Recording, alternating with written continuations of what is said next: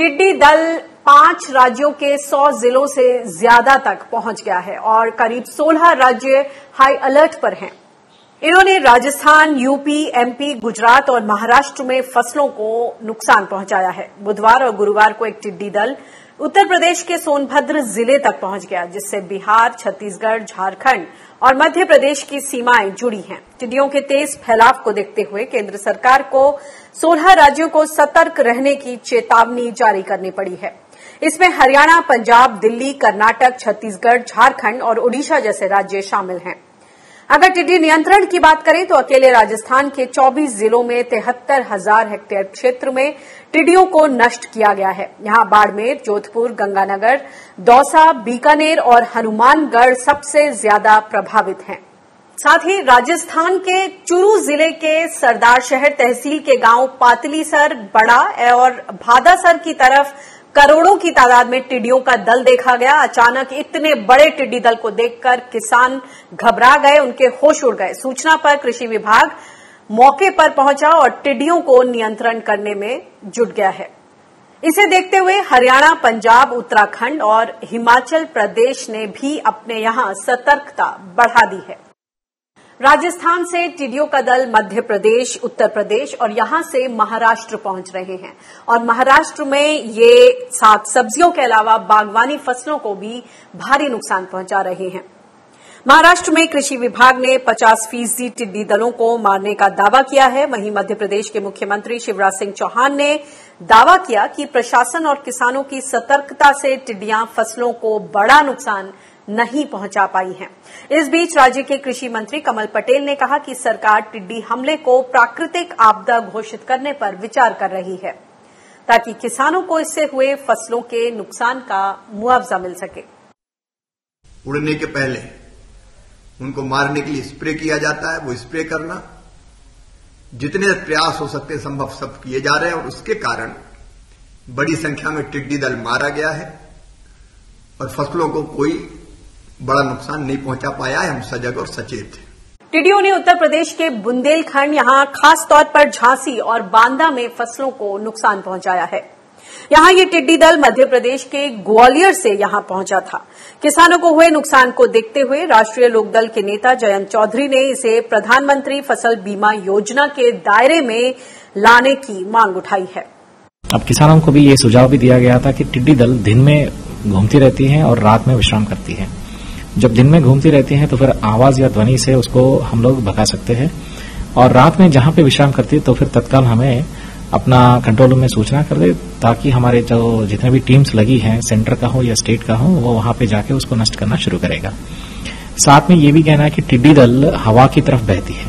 हवा जिस तरफ जाती है उस तरफ ही टिड्डी दल जाती है। तो मुख्य रूप से ये जो वेस्टर्ली विंड्स हैं, छतरपुर, टिकमगढ़ की तरफ जो जाने वाली है, उस तरफ रास्ते को भी हमने पहले से भी चिन्हित करके रखा था। जिस तरफ हवा बह रही है उसी तरफ हमें लोगों को अलर्ट करना है। इस बीच संयुक्त राष्ट्र के फूड एंड एग्रीकल्चर ऑर्गेनाइजेशन यानी खाद्य और कृषि संगठन का कहना है कि भारत में टिड्डी दल लगातार पूर्व की ओर बढ़ रहा है। इन्हें अम्फान तूफान आने के बाद पछुआ हवा यानी पश्चिम से पूर्व की ओर चलने वाली हवाओं का साथ मिल रहा है। राजस्थान में जुलाई तक कई टिड्डी दलों के हमले होने की भी आशंका है, जो उत्तर भारत में बिहार और ओडिशा तक विस्तार ले सकता है।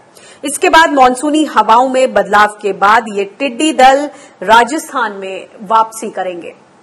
अफ्रीका का जो हॉर्न ऑफ अफ्रीका एरिया है, नॉर्थ ईस्ट का एरिया है, वहां पर भी बहुत ज्यादा इसकी आबादी जो है वो पनप रही है और वो भी जो है हमारे जो है पाकिस्तान और हिंदुस्तान के जो बॉर्डर पर जो एरिया है वहां पर ये आ सकते हैं। ये एक कीटनाशक जो है, ये जो कीट है ये पॉलीफेगस कीट है।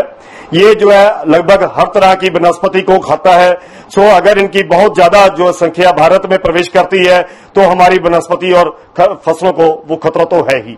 खरीफ सीजन की बुआई से ठीक पहले टिड्डी दलों का ये हमला देश की फूड सिक्योरिटी पर बुरा असर डाल सकता है। इसे देखते हुए टिड्डी नियंत्रण के प्रयास को तेज किया गया है। गुरुवार को केंद्रीय मंत्री नरेंद्र सिंह तोमर ने एक उच्च स्तरीय बैठक की। उन्होंने बताया कि एक पखवाड़े में टिड्डी नियंत्रण में काम आने वाले 15 एरियल स्प्रेयर ब्रिटेन से आ जाएंगे। इसके बाद 45 स्प्रेयर्स और खरीदे जाएंगे। इसके अलावा ऊंचे पेड़ों और दुर्गम स्थानों पर कीटनाशकों का छिड़काव करने के लिए ड्रोन्स और हेलीकॉप्टर का इस्तेमाल किया जाएगा। इस मामले में और ज्यादा बातचीत करते हैं। हमारे साथ मौजूद हैं गुरु गोविंद सिंह इंद्रप्रस्थ विश्वविद्यालय नई दिल्ली में वाइल्ड लाइफ बायोलॉजिस्ट विभाग के प्रोफेसर डॉक्टर सुमित डूकिया जी। सुमित जी, आपका स्वागत है किसान बुलेटिन में। सबसे पहले ये बताएं कि देश भर में हम देख रहे हैं कि अब टिड्डियों में 16 राज्यों में अलर्ट जारी हो गया है। जो तमाम राज्यों के कृषि मंत्री हैं वो हरकत में आ गए हैं। आपको क्या लगता है कि कोरोना की वजह से कहीं ना कहीं लापरवाही हुई और जो पहली खेप जो स्वॉर्म्स लोकस के टिड्डियों के जिन पर काबू पाया जाना चाहिए था जितनी मुस्तैदी से नहीं हो पाया और अब ये समस्या बहुत विकराल रूप धारण कर रही है, क्या कहेंगे, लापरवाही हुई? जी अनिका जी, आपका जो ये प्रश्न है बड़ा उचित प्रश्न है। मैं इसमें आपको थोड़ा सा पीछे ले जाना चाहूंगा। मैं बताना चाहूंगा कि जून के द्वितीय सप्ताह के अंदर गत वर्ष जैसलमेर के अंदर भारी संख्या में टिड्डियों का एक बड़ा दल आया था। उसको राज्य सरकार ने बहुत दिनों बाद उस पर कार्रवाई शुरू की और जब कार्रवाई शुरू की तब तक टिड्डियों ने बलुआ मिट्टी, जो वहां की शुष्क मिट्टी है बलुआ मिट्टी, उसके अंदर अंडे दे दिए थे। अब इन्होंने जब वो किया कीटनाशकों का छिड़काव किया तो जो उनके वयस्क थे वो तो मर गए थे, पर उसके बाद में उनके बच्चे जो पैदा हुए, जिसको स्थानीय भाषा में जैसलमेर, बाड़मेर और पश्चिमी राजस्थान के अंदर हम लोग उसको फाका कहते हैं, हॉपर्स, उसका ज्यादा साइंटिफिक तरीके से हम अगर उसको समझे तो हॉपर्स हैं। और वो फिर वहां से उन्होंने आक्रमण शुरू किया और बड़ी क्षेत्र के अंदर वो फैल गए थे। अब इसी सिलसिले के अंदर धीरे धीरे फिर वहां से पीछे से सोमालिया या मध्य पूर्वी एशिया और पाकिस्तान साइड से टिड्डियों के छोटे और बड़े दल आते गए और वो उस पश्चिमी राजस्थान के बड़े रेगिस्तानी भूभाग के अंदर अंडे देना शुरू करते रहे।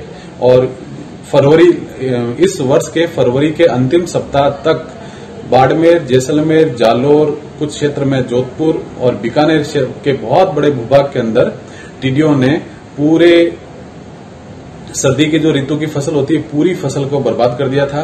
पिछले करीब 60 दिन से पूरे भारत के अंदर लॉकडाउन लगा हुआ है। राज्य सरकार की भी अपनी मजबूरियां हैं, स्थानीय लोगों की भी अपनी मजबूरियां हैं कि वो इस बात को ज्यादा बता नहीं पाए और धीरे धीरे ये जो टिड्डियों का जो दल था इसने विकराल रूप लेना शुरू कर दिया और आज हम ये देख रहे हैं कि उत्तर भारत और मध्य भारत तक ये एक बहुत बड़े दल के रूप में अलग अलग क्षेत्रों के अंदर नुकसान करता हुआ देखा जा रहा है, करने की कोशिश की। जी, फूड एंड एग्रीकल्चर ऑर्गेनाइजेशन ने जो 10 से 11 पेस्टिसाइड्स हैं उनको 3 भागों में बांटा हुआ है कि जिसमें कम जिसका असर होगा, मध्यम स्तर पर क्या असर होगा और जो सबसे ज्यादा खतरनाक श्रेणी में डाला गया है। अब ये बताएं कि जब ऑलरेडी समस्या इतनी बेकाबू हो गई है तो सभी ये चाहते हैं कि फटाफट इस पर काबू पाया जा सके। ऐसे में क्या ऐसे केमिकल्स का भी इस्तेमाल होगा जो कि बहुत नुकसानदायक हैं, जैसे कि हम पढ़ रहे हैं न्यूरोटॉक्सिन्स, जिनका जो न्यूरोलॉजी है शरीर में लोगों के, चाहे वो मानव हो चाहे वो पशु हो, उनके जो न्यूरोलॉजिकल जो असर है वो दिखेंगे शरीर पर, कितना घातक होगा?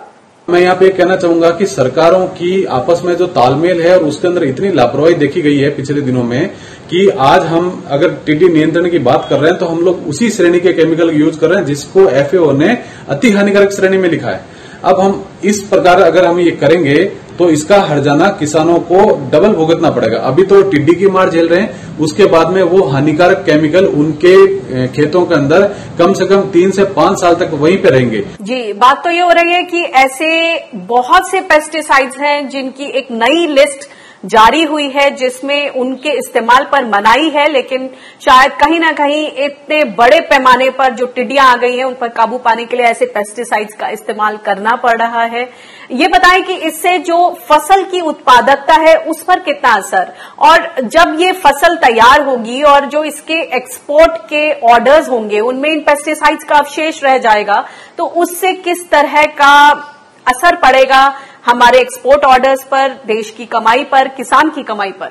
अनिका जी, आपका ये प्रश्न बड़ा यक्ष प्रश्न है कि कैसे ऑर्गेनिक जो फार्मिंग के अंदर आज हमारे भारत के जो किसान हैं वो निर्यात के ऊपर प्रयास कर रहे हैं, निर्यात करने का प्रयास कर रहे हैं और वो बहुत सारे ऐसे हमारे क्षेत्र हैं जहां पे ऑर्गेनिक फार्मिंग की तरफ वो बढ़ रहे हैं। फसल का जो चक्र है उस फसल के अंदर ये केमिकल्स की ट्रेस एलिमेंट्स के अंदर मात्रा मौजूद हो जाती है। अगर एक बार भी ये मात्रा अगर मिलती है तो उस खेत का, उस क्षेत्र का ऑर्गेनिक फार्मिंग का जो सर्टिफिकेशन है वो कैंसिल हो जाता है।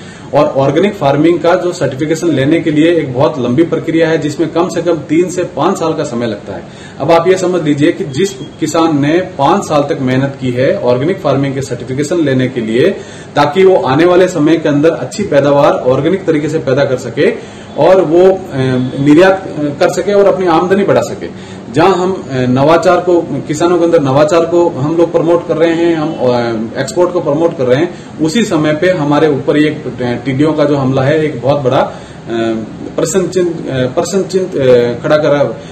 चिन्ह लगा रहा है कि कैसे हम इस प्रॉब्लम से निपटेंगे। FAO ने 2 चीजें सुझाई हैं, या तो केमिकल पेस्टिसाइड्स या फिर बायो पेस्टिसाइड की अगर बात करें तो फंगस, मेटरिजियम।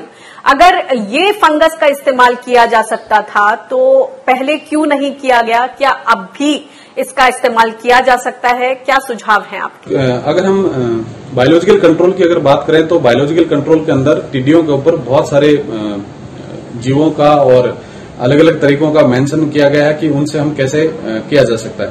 आपने अभी एक बात कही कि क्या हम इसको फंगस या कवक से हम लोग इसको कंट्रोल कर सकते हैं। बहुत आपने सही बात कही, कंट्रोल हम कर सकते हैं, पर आज का जो प्रेजेंट टाइम का जो भारत का या उत्तर भारत का जो टेम्परेचर चल रहा है वो औसत 40 डिग्री से ऊपर चल रहा है और उस टेम्परेचर के अंदर ये फंगस बहुत कम ग्रो कर रही है। मेरा यहाँ पे ये कहना है कि जब हमारे पास में ये इतने अच्छे ऑप्शंस थे तो राज्य सरकारें और केंद्र सरकार ने इसके ऊपर पहले ध्यान क्यों नहीं दिया। आज जब हमारे हाथ से बात निकलती जा रही है तब अब हम सिर्फ और सिर्फ हमारे पास में केमिकल के अलावा कोई दूसरा चारा बचता नहीं है, क्योंकि इनका फैलाव बहुत बड़े क्षेत्र के अंदर हो गया। फिर भी मैं ये कहना चाहूंगा कि अगर जिस क्षेत्र के अंदर टिड्डियों की संख्या कम है, अगर हम ये कवक का प्रयोग हम कर सकते हैं, फंगस का प्रयोग कर सकते हैं, तो राज्य सरकारों को और भारत सरकार को और कृषि विज्ञान केंद्रों को कहीं न कहीं इसके ऊपर वैज्ञानिक अनुसंधान करना चाहिए कि क्या हम इसको कंट्रोल कर सकते हैं, और अगर कर सकते हैं तो उनका परसेंटेज के अंदर हम लोग ये देख सकते हैं कि कितना % उसके अंदर कंट्रोल होता है, कितना % नहीं होता। बहुत बहुत शुक्रिया हमसे बातचीत करने के लिए।